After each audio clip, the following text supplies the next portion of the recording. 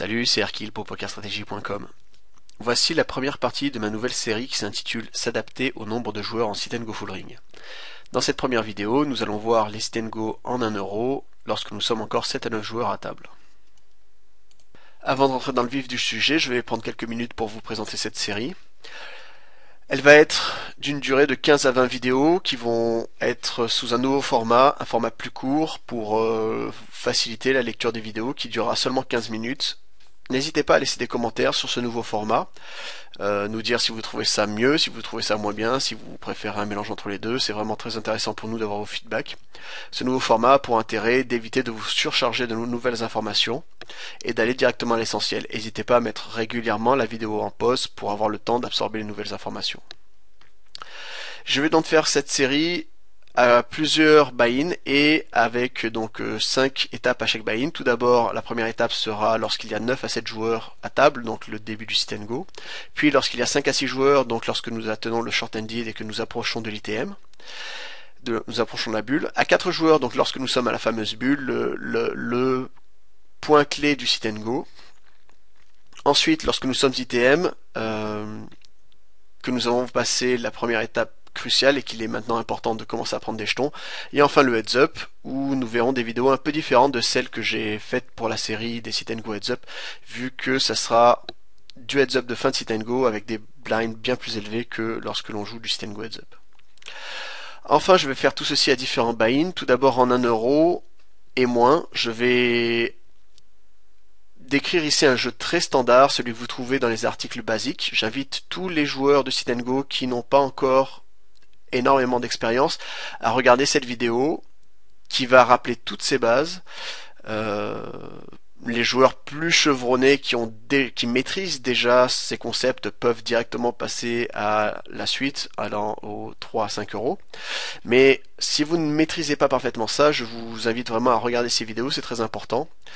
Donc vous allez me dire pourquoi jouer un jeu très simple, très serré, alors que par la suite on va apprendre à élargir notre jeu. Tout ça je l'explique dans ces vidéos que vous trouverez, des vidéos que j'ai faites il y a quelques temps, qui s'intitulent de la découverte à la maîtrise des sit and go. C'est en 2 vidéos et ça explique bien l'intérêt pour progresser comme il faut en poker, de commencer par un jeu simple avant de commencer à avoir des choses plus compliquées. Ensuite, aux 3 à 5 euros, je jouerai donc un jeu principalement orienté contre pour les tables remplies en majorité de joueurs loose passifs, de fiches, mais avec un jeu un peu plus compliqué que ce que je vais faire dans cette première série.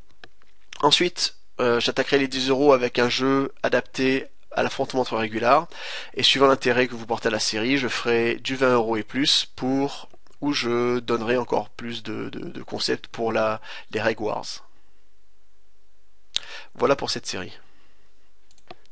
Alors, nous rentrons dans le vif du sujet. Donc, l'adaptation à faire dans ces cas-ci, donc en 1 euro, lorsque nous sommes 7 à 9 joueurs sur la table, et de jouer un jeu standard qui sera tight weak lorsque les blinds seront faibles, puis de passer en tight agressif et enfin avec en push or fold si nous avons moins de 13 blindes. Il est standard de sauter dans 5 à 7% des cas sur ces places 7 à 9. Si vous avez plus de 7% de sortie dans ces positions, c'est peut-être que vous avez un leak, et si au bout de 300 à 500 sit and go, si vous jouez du régular, vous avez peut-être 10% de bust en 8e position.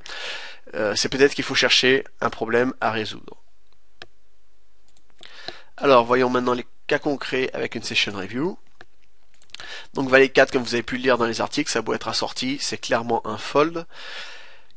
Même si j'étais au bouton, je folderais cette main très faible. 9 et 10, c'est pareil, c'est une jolie main, c'est connecté, et même si avant moi il y a un limper, je ne jouerai quasiment jamais cette main en sit and go. En début de partie, je ne la jouerai jamais, même si j'étais au bouton, je vais folder cette main sans aucun remords. Tout ça c'est du fold, et je me retrouve avec une paire de 9 au bouton. Alors, il y a eu une relance, un limper, UTG, la position UTG, le premier de parole a limpé, et le joueur en milieu de parole a fait une relance à 120. Vous avez lu dans les articles stratégiques comment jouer les petites pocket pairs en début de partie.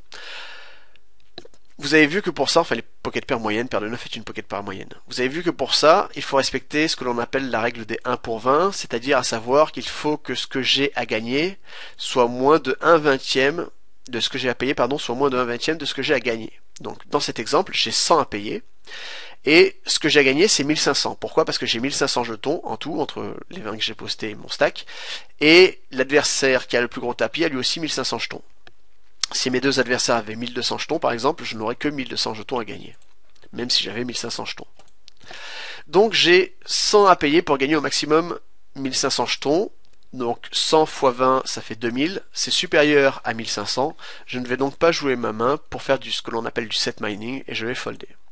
Donc le set mining, c'est tout simplement jouer sa main pour venir toucher son set, et ça va arriver à peu près une fois sur 8 qu'au flop, il y aura un 9, et donc que j'aurai touché un brelan de 9. Alors souvent les joueurs vont me dire oui mais derrière toi tu as un joueur qui a limpé, enfin en premier de parole il y a un joueur qui a limpé, il va souvent venir payer aussi donc il y aura beaucoup plus à gagner. Effectivement, il est possible que ce joueur décide de payer les 120. Cependant 120 c'est quand même une grosse relance, il a de fortes chances qu'il passe.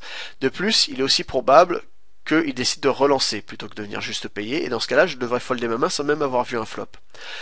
Et c'est pour ces raisons aussi qu'il est vraiment important, dans cette situation, quand la relance est aussi chère, de vraiment savoir folder notre paire de 9. Si mon adversaire avait fait une relance à 90, que j'avais eu 70 à payer, j'aurais payé sans hésiter. S'il avait fait une relance à 100, j'aurais un petit peu plus hésité. J'aurais pu payer, mais on pourrait folder, c'est pas trop un problème. Au-delà de 100, pour moi, il faut folder vraiment sans souci. Main suivante, j'ouvre paire de dames. Et je suis en small blind. Je fais donc une relance, je suis le premier de parole, tous les autres joueurs ont lancé. Je fais une relance à 4 big blind plus une par limper. Il n'y a pas de limper, vu que tout le monde a foldé. Je fais donc 4 big blind, 80 jetons. Et mon adversaire passe. Et vous allez me dire souvent, ouais mais ici c'est dommage, tu avais quand même une main monstrueuse, une main vraiment excellente, et tu as fait folder ton adversaire, et du coup tu te retrouves juste à récupérer 30 jetons. Ok, d'accord. Le problème avec paire de dames, comme avec toutes les mains que nous allons jouer en début de sit and go, c'est que ce sont des mains qui sont très fortes pré-flop, As-Roi, As-Dame de temps en temps, paire de valet plus, donc paire de valet jusqu'à paire d'As.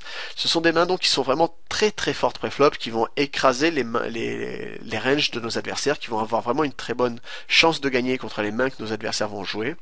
Mais c'est pré-flop. Lorsque nous arrivons au flop, nos mains ne vont que très peu, avoir un très petit potentiel d'amélioration. Ma paire de dames, lorsque je serai au flop, va quasiment toujours rester juste une paire. Ça va rester une overpair ou une seconde paire, mais ça ne sera jamais qu'une paire. Du coup, ce qu'il faut pour jouer ces mains de manière profitable, c'est les jouer dans des gros pots. Pour jouer dans un gros pot, il faut donc que je relance cher. Si jamais je viens limper, je ferai une énorme erreur avec ma paire de dames parce que je n'aurais pas fait payer mon adversaire. J'aurai un tout petit pot et post-flop, si jamais le pot commence à grossir de manière incontrôlable, ça sera très souvent que mon adversaire a au moins 2 paires et donc que je serai battu avec seulement ma paire de dames. Donc il faut bien faire attention à tout ça. Ce que je veux, c'est que même si mon adversaire flop seulement une paire, donc si la seconde paire ou même top paire, je veux arriver à lui prendre beaucoup de jetons. Si je ne fais pas relancer, si je ne relance pas préflop, si je ne fais pas grossir le pot, je n'y arriverai pas. C'est pour ça qu'il est vraiment très important de relancer cher, et si jamais vos adversaires fold régulièrement, que vous vous dites, bon, ça fait 3 fois de suite que j'ai paire de dames et que vos adversaires fold, c'est pas grave, vous avez gagné des petits pots, mais mieux vaut gagner un petit pot qu'en perdre un gros. Donc, c'est vraiment très important pour jouer profitablement ses mains, de relancer de manière conséquente. On va continuer avec une autre table. Alors, je vais passer les mains dont j'ai déjà parlé, et je me retrouve avec paire de 10 au cutoff. Et il y a un limper avant moi. Ici, je décide de jouer ma main pour faire du set mining, comme je vous parlais tout à l'heure. Donc je vais coller juste la relance. Et donc ça me coûte que 20 pour gagner 1500, donc j'ai clairement la cote implicite pour venir toucher. Lorsque l'on parle de la règle des 1 pour 20, c'est que l'on parle en termes de cote implicite, c'est-à-dire ce que l'on peut gagner si on touche. C'est ça la cote implicite. Ici, donc, je me retrouve avec top 7, j'ai la nuts, j'ai la meilleure main possible sur ce flop, aucune autre main n'est meilleure que la mienne. L'adversaire qui est en big blind décide de miser. Ici, il est important de ne pas coller. On a beau avoir une main monstrueuse, le board est vraiment très, donc le flop, le board c'est les cartes communes qui sont posées. Le board est vraiment très connecté, il a plein de tirages partout. Il est vraiment important de venir jouer agressivement notre meilleure main, la meilleure main que l'on a, la meilleure main possible. Le but est de venir faire payer notre adversaire, et si jamais je lui fais folder par exemple un dame valet de carreau, ça sera un bon résultat parce que il n'aura pas pu jouer son tirage et venir risquer de me battre sur les cartes venantes.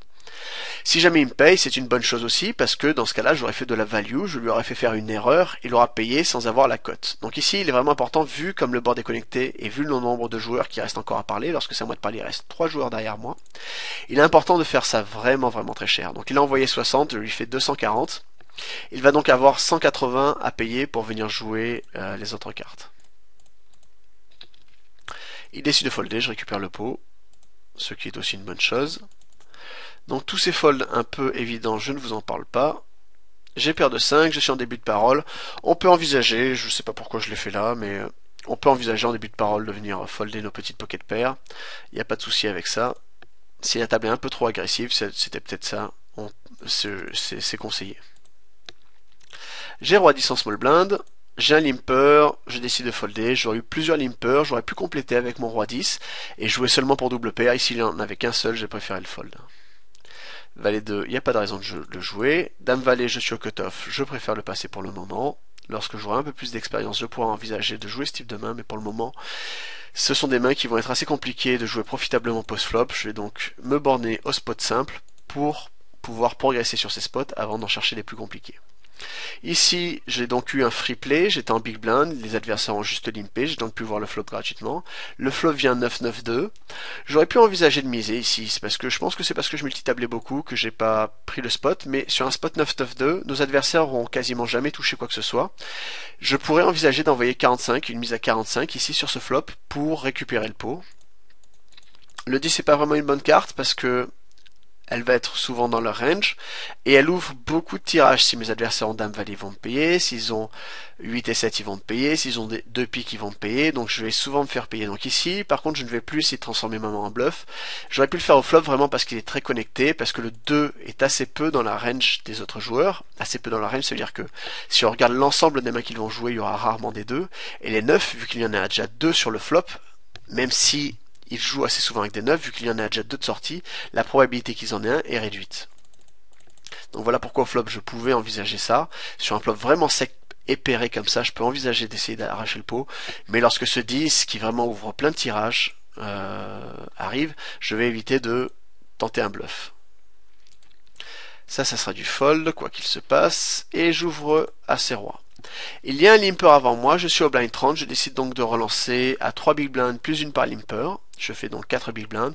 On pourrait même relancer un petit peu plus cher, ici ça me dérange pas de faire 3 blinds et demi plus une par limper, voire même 4 blinds plus une par limper. C'est un petit peu cher, 4 blinds plus une par limper, mais en 1 euro ça me dérange pas trop, je sais plus si c'était du 1 euro ou du 50 centimes ça. Je suis payé par la big blind, je suis payé par le joueur qui avait limpé. Alors ici on voit vraiment l'importance d'avoir relancé cher notre main.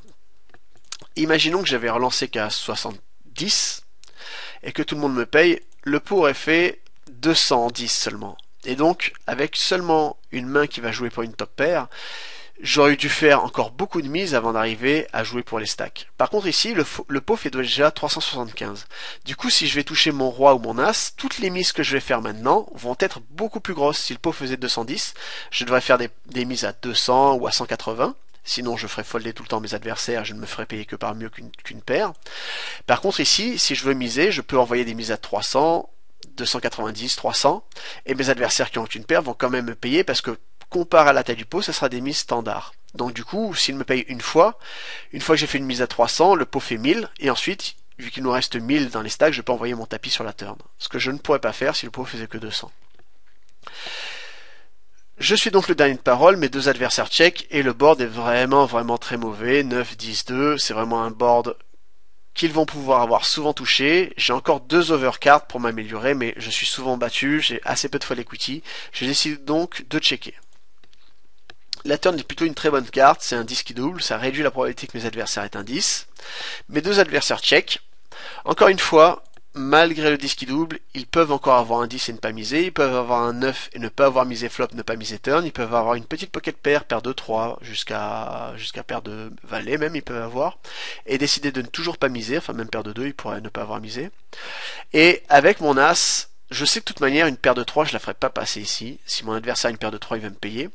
Et avec mon as, si jamais je check et qu'on va à l'abattage, toutes les mains que j'aurais fait folder, de toute manière, je vais les battre. Donc ça ne sert à rien d'essayer de les faire folder. Donc ici, je vais checker et je vais prendre la carte gratuite. La dame est une très mauvaise carte. Mon adversaire a mise 150, c'est une petite mise, c'est moins que la moitié du pot. Mais avec juste une hauteur as, je vais quand même passer. Et il arrive à arracher le pot.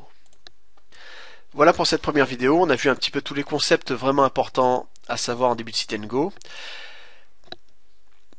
N'hésitez pas à chaque concept à vous les noter quelque part ou à relire les articles stratégiques où ils sont déjà inscrits.